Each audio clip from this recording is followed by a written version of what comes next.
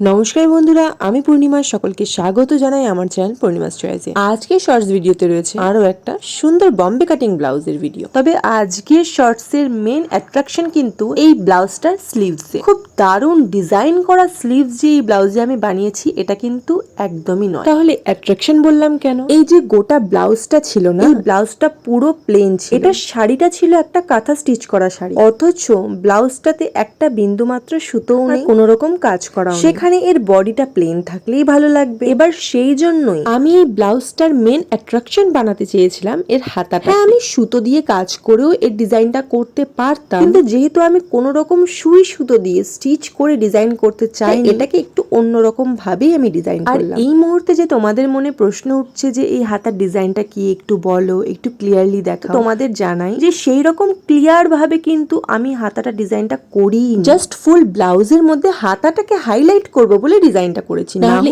এই ডিজাইনটা আরো ঘন হয়, মানে লম্বাতে হাতাতে অনেকটা কাপড় লাগে।